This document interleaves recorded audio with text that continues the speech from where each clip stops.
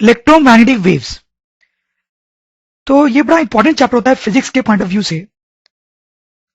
Electric field और magnetic field, इनके बारे में हम काफी कुछ पढ़ चुके हैं, लेकिन इनका जो सबसे इंपॉर्टेंट एप्लीकेशन है, सबसे इंपॉर्टेंट यूज है, वो है इलेक्ट्रोमैग्नेटिक वेव्स। जैसे कि आपने लाइट, एक्सरेज, यूवी रेज, इन सब के बारे में सुना होगा। These all are electromagnetic waves. तो इस चैप्टर में हम ऐसी इलेक्ट्रोमैग्नेटिक वेव्स के बारे में थोड़ा डिटेल में देखने वाले हैं। तो लेट्स स्टार्ट। Displacement current.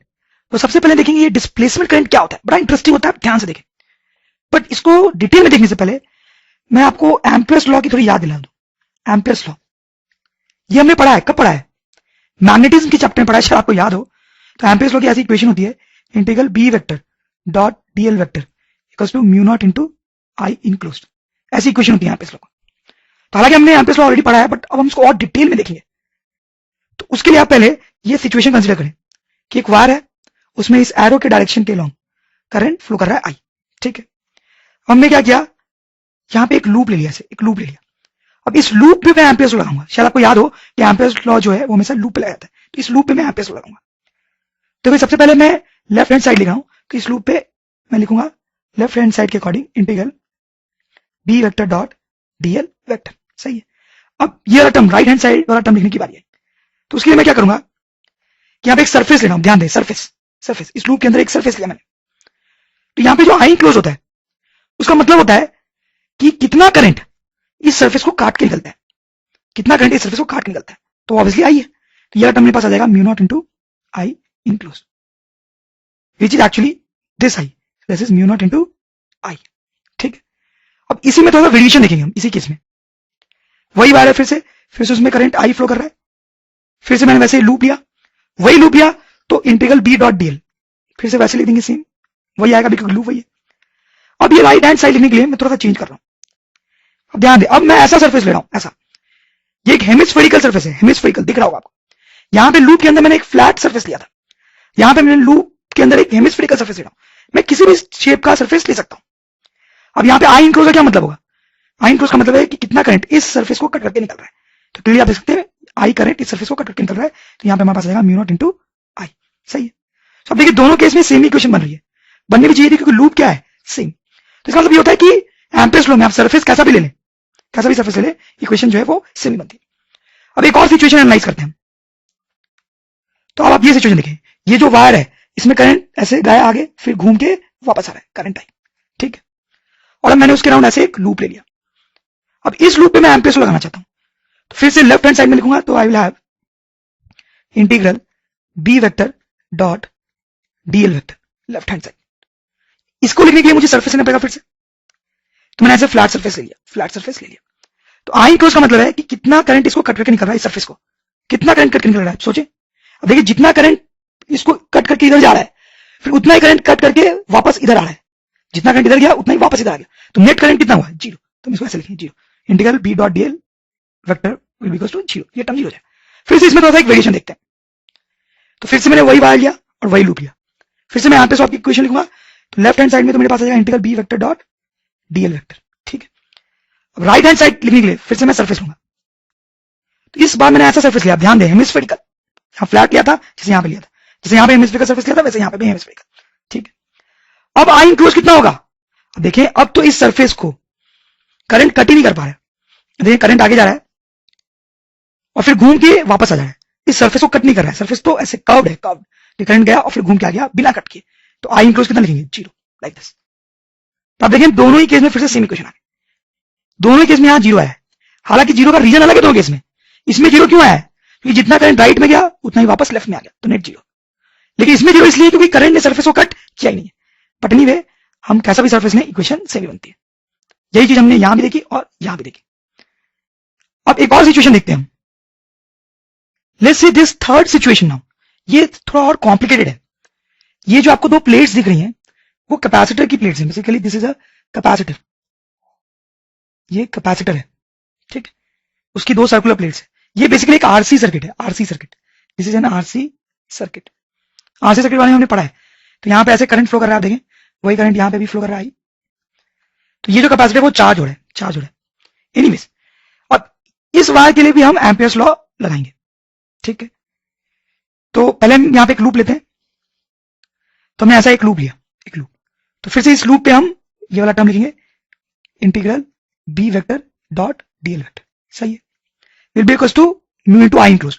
तो आई इनक्लोज लिखने के लिए मुझे एक सरफेस लेना पड़ेगा, जैसा कि हम देखते आ रहे हैं। तब देखिए आप इस लूप में मैंने ऐसे एक सरफेस लिया, फ्लैट सरफेस, फ्लैट सरफेस।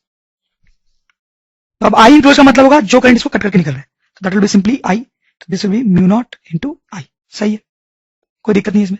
अब इसी का एक और वेरिएशन देखेंगे, आप समझ ही रहोगे शायद कैसा।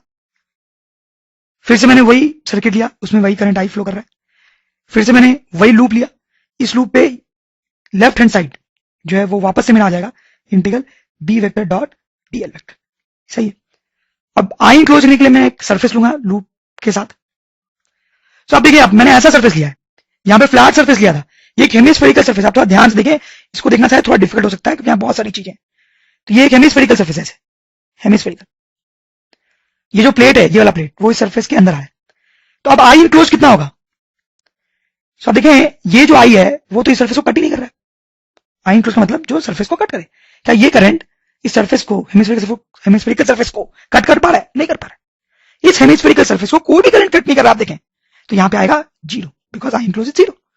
I hope you get this. अब आप इन दोनों इक्वेशन को देखें, दिस इज अ प्रॉब्लम। अब देखें, यहां पे म्यू इनटू आई आया है और यहां पे जीरो है, मतलब दोनों केस में इक्वेशन अलग आ रही है, इंटीग्रल बी डॉट डीएल की वैल्यू अलग आ रही है, जहां हम सरफेस अलग अलग है। इन दोनों केसेस में हालांकि ऐसा नहीं था, हम कैसा भी सरफेस ले लेते, इंटीग्रल बी डॉट डीएल की वैल्यू सेम आ रही थी, कैसा भी सरफेस ले लेते, इंटीग्रल बी डॉट डीएल की वैल्यू सेम आ रही थी। लेकिन इसमें इंटीग्रल बी डॉट डीएल की वैल्यू अलग आ रही है दोनों केस में। इसका क्या मतलब है? इसका सिंपल सा मतलब यह है कि एम्पेयर्स लॉ गलत है, क्योंकि इंटीग्रल बी डॉट डीएल की वैल्यू दोनों केस में सेम आनी चाहिए थी, क्योंकि लूप तो दोनों केस में हम सेम ही ले रहे हैं, सेम आनी चाहिए थी, लेकिन वो नहीं आ रही है। इसका मतलब यह है कि एक्चुअली एम्पेयर्स लॉ गलत है। आपको अजीब लग रहा हो, लेकिन ऐसा ही है। तो एक्चुअली में क्या हुआ था कि जब एम्पेयर्स लॉ दिया गया था, तब साइंटिस्ट लोगों ने सिर्फ ये केस सोचा था और ये केस सोचा था, तो उनको लगा कि यार एम्पेयर्स लॉ बिल्कुल सही है। ये केस कोई सोच नहीं पाया था। ये केस बहुत दिन बाद मैक्सवेल ने सोचा था। मैक्सवेल बहुत ही महान साइंटिस्ट था, इसके बारे में आपने सुना होगा। तो मैक्सवेल ने बहुत दिनों बाद ये केस सोचा, तो जब उसने ये केस सोचा तो ये क्लियर हो गया कि एक्चुअली एम्पेयर्स लॉ जो है वो पूरी तरीके से सही नहीं है, क्योंकि वो सही होता तो इस केस में भी सेम इक्वेशन बनती। तो फिर मैक्सवेल ने क्या किया, इस एम्पेयर्स लॉ को करेक्ट किया। क्या करेक्ट किया, अब हम वही देखने वाले हैं। मैक्सवेल ने इस इक्वेशन को रिजेक्ट कर दिया, उसने अपनी नई इक्वेशन दी, जिसको हम एम्पियर मैक्सवेल लॉ के नाम से जानते हैं। उसने क्या किया, ये देखें आप, ये इक्वेशन थी वो, ये तो पुराने वाली टर्म ही है, ये टर्म उसने और ऐड कर दिया, तो ये जो नई इक्वेशन बनी that is called ampere Maxwell law. ये जो नया टर्म है यही देखने लायक है, इसे म्यू नॉट एप्सिलॉन नॉट, ये क्या है ये तुम्हें पता ही है। ये जो टर्म है फाई, ई भी लिखा हुआ है यहाँ पे, this is actually electric flux. ये इलेक्ट्रिक फ्लक्स है। Phi stands for flux, but flux जो मैग्नेटिक भी हो सकता है और इलेक्ट्रिक भी, इसलिए यहाँ पे ई लिखा हुआ है टू एम्फसाइज की इलेक्ट्रिक फ्लक्स है। तो इलेक्ट्रिक फ्लक्स क्या होता है तो हमें पता ही है। हम क्या करेंगे कि मैक्सवेल की इस इक्वेशन को इन सारे केसेस में लगाएंगे। सो आप देखें, सबसे पहले हम इन दोनों केसेस में लगाते हैं। तो इन दोनों केसेस में क्या होगा, ये वाला जो नया टर्म होगा, क्या लगता है आपको इसके बारे में, ये जीरो आ जाएगा, तो यहाँ प्लस जीरो आएगा, और वैसा ही यहाँ पर भी। क्यों? क्योंकि आप यहाँ पे देखें, यहाँ पे तो कोई इलेक्ट्रिक फील्ड है ही नहीं किसी तरीके की, यहाँ पे भी कोई इलेक्ट्रिक फील्ड है ही नहीं। तो अगर इन दोनों केसेस में इलेक्ट्रिक फील्ड नहीं है तो इलेक्ट्रिक फ्लक्स भी क्या होगा, जीरो, तो ये पूरा टर्म जीरो आ जाएगा। वैसे इस केस में भी आप देखें, यहाँ पे करंट फ्लो कर रहा है बट उसके कारण कोई इलेक्ट्रिक फील्ड तो होगी नहीं, तो फिर से इलेक्ट्रिक फ्लक्स जीरो हो जाएगा और ये टर्म जीरो हो जाएगा। यहाँ भी जीरो प्लस जीरो, वैसे यहाँ पर भी जीरो। तो आप देखिए, इन सिचुएशंस में तो कोई फर्क ही नहीं पड़ा और पढ़ना भी नहीं चाहिए था, क्योंकि यहाँ पे तो एम्पियर की पुरानी इक्वेशन ही सही रिजल्ट दे रही थी। अब जरा इस केस में देखें, मैक्सवेल ने इस इक्वेशन को रिजेक्ट किया और उसने एक नई इक्वेशन दी, जिसको हम एम्पियर मैक्सवेल लॉ बोलते हैं। अब देखिए, उसमें ये टर्म और ये टर्म तो सेम ही है, उसने ये एक और टर्म ऐड कर दिया। इस टर्म को ध्यान से देखने की जरूरत है। ये म्यू नॉट और एप्सिलॉन नॉट तो क्या होते हैं हमें पता ही है। यहां पे देखें, this is phi E, phi stands for flux, तो ये जो क्वांटिटी है this is actually electric flux, ये इलेक्ट्रिक फ्लक्स है। तो फाई स्टैंड्स फॉर फ्लक्स और ई स्टैंड्स फॉर इलेक्ट्रिक, तो एक्चुअली फ्लक्स मैग्नेटिक भी होता है और इलेक्ट्रिक भी होता है, इसलिए यहाँ पे ई लिखा गया है टू एम्फसाइज की इलेक्ट्रिक फ्लक्स है। और ये है D Y upon D T, the rate of change of electric flux. हम क्या करने वाले हैं कि इस इक्वेशन को इन सारे केसेस में लगा के देखेंगे। तो देखो सबसे पहले इस केस में देखते हैं। तो इस केस में करंट फ्लो कर रहा है, लेकिन क्या यहाँ पे कोई इलेक्ट्रिक फील्ड दिख रही है आपको? कहीं भी नहीं, यहाँ कहीं भी कोई इलेक्ट्रिक फील्ड नहीं है। तो अगर इलेक्ट्रिक फील्ड नहीं है तो इलेक्ट्रिक फ्लक्स भी नहीं होगा, जिस कारण ये वाला टर्म जीरो हो जाएगा। तो यहाँ पे हमारे पास यही इक्वेशन रहेगी, यहाँ प्लस जीरो आ जाएगा ज्यादा। इस सिचुएशन में भी कोई इलेक्ट्रिक फील्ड नहीं है कहीं पे, जिस कारण ये वाला टर्म जीरो हो जाएगा एंड वी गेट दिस। ठीक है, यानी इन दो सिचुएशन में कुछ भी नहीं बदला। इस सिचुएशन में देखें, इसमें करंट जा रहा है और फिर घूम के वापस आ रहा है। यहां पे भी कोई इलेक्ट्रिक फील्ड नहीं है, जिसके कारण कोई भी इलेक्ट्रिक फ्लक्स नहीं होगा। और क्योंकि इसमें इलेक्ट्रिक फ्लक्स नहीं होगा तो ये टर्म फिर से क्या हो जाएगा? जीरो। तो हमारे पास प्लस जीरो यहां आ जाएगा। वैसे यहां पर भी कोई इलेक्ट्रिक फील्ड नहीं होगी, यहां पे प्लस जीरो आ जाएगा। तो आप देख सकते हैं इन सिचुएशंस में कुछ चेंज नहीं हुआ, चाहे हम पुरानी वाली इक्वेशन यूज करें या नई वाली इक्वेशन, सेम ही रिजल्ट आ रहा है। होना भी चाहिए था ऐसा, क्योंकि इन केसेस में तो पुरानी इक्वेशन से भी सही रिजल्ट मिल रहा था, तो नई इक्वेशन से भी वही रिजल्ट आ रहा है अनचेंज्ड। सही है, कोई दिक्कत नहीं। और आप इन सिचुएशंस को देखें, इन दोनों को हम कंसिडर करेंगे। ठीक है, सबसे पहले आप इसको देखें, इसमें क्या आपको कहीं पे इलेक्ट्रिक फील्ड नजर आ रही है? हाँ, इसमें इलेक्ट्रिक फील्ड है। ये देखो, ये कैपेसिटर है, ये चार्ज हो रहा है, तो इस पे प्लस क्यू चार्ज होगा कुछ, और इस पे प्लस क्यू होगा तो इस पे माइनस क्यू। ये कैपेसिटर अगर चार्ज है तो इसके बीच में से इलेक्ट्रिक फील्ड लाइंस होंगी, इलेक्ट्रिक फील्ड होगी यहाँ पे। और ये इलेक्ट्रिक फील्ड की वैल्यू क्या होगी? आपको शायद याद हो कि कैपेसिटर के बीच में जो इलेक्ट्रिक फील्ड होती है उसका फॉर्मूला होता है Q upon A divide by epsilon, ऐसा कुछ, वे Q upon A is sigma. तो ये कैपेसिटर के बीच के इलेक्ट्रिक फील्ड का फॉर्मूला होता है। ये आपको याद होगा, नहीं तो याद होना चाहिए, तो आप इसको याद कर लें। ठीक, now coming to this term, तो फ्लक्स, ये फ्लक्स देखना है हमें, लेकिन ये जो फ्लक्स है वो हमें इस सरफेस से देखना पड़ेगा, जो सरफेस लूप के अंदर बढ़ रहा है, इससे हमें फ्लक्स देखना है। तो इससे कितना फ्लक्स होगा? तो आप ध्यान दें कि इलेक्ट्रिक फील्ड लाइंस तो है, लेकिन वो इस सरफेस से क्रॉस नहीं कर रही है, वो तो इन दोनों कैपेसिटर के प्लेट्स के बीच में है।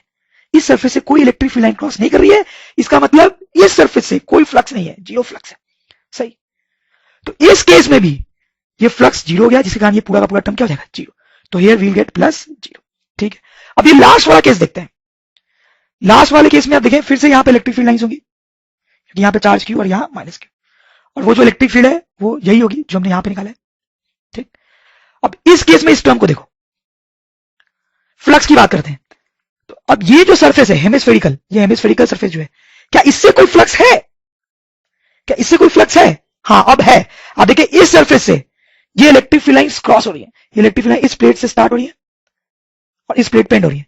तो ये जो हमारा हेमिस्फेरिकल सरफेस है वो काट के आगे जा रही है। इसका मतलब इस केस में इलेक्ट्रिक फ्लक्स है। तो कितना है फ्लक्स? तो इलेक्ट्रिक फ्लक्स जो होता है उसका फॉर्मूला होता है E इंटू ए।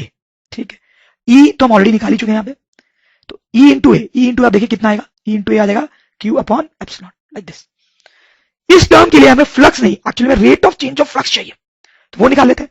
तो will get D phi upon D T equal to differentiation of this. अब देखें, इसको डिफरेंशिएट करेंगे तो क्या आएगा? 1 अपॉन एप्सिलॉन, और Q को डिफरेंशिएट करने पाएगा करंट, तो ये हमारे पास आ जाएगा। ठीक है, तो अब ये वाला टर्म लिखते हैं हम, तो will have mu naught epsilon into D phi E upon D T. सही है, तो ये हमारे पास, ये तो जीरो है, म्यू नॉट एप्सिलॉन, और ये कितना हो गया है? ये हम निकाल चुके हैं, दिस आई अपॉन एप्सिलॉन। तो आप देखें, एप्सिलॉन और एप्सिलॉन कैंसिल हो जाएंगे and we will be left with mu naught into I, like this. Now you see the magic, कि इस सिचुएशन में क्या इक्वेशन आई थी? आप ध्यान से देखें, integral B dot d l equals to mu naught into I, और अब इस सिचुएशन में भी वही इक्वेशन आ रही है, integral B dot d l equals to mu naught into I. सही है, अब इस केस में हम देख रहे थे कि पहले जब हम एम्पियर्स लॉ यूज कर रहे थे तो दोनों सिचुएशन में अलग इक्वेशन आ रही थी, लेकिन अब जब हम ये वाली इक्वेशन यूज कर रहे हैं, एम्पियर मैक्सवेल लॉ, तो दोनों केस में इक्वेशन सेम आ रही है। इसका मतलब है कि amperes Maxwell law is correct, क्योंकि वो सारे ही सिचुएशन में करेक्ट इक्वेशंस दे रहा है हमें।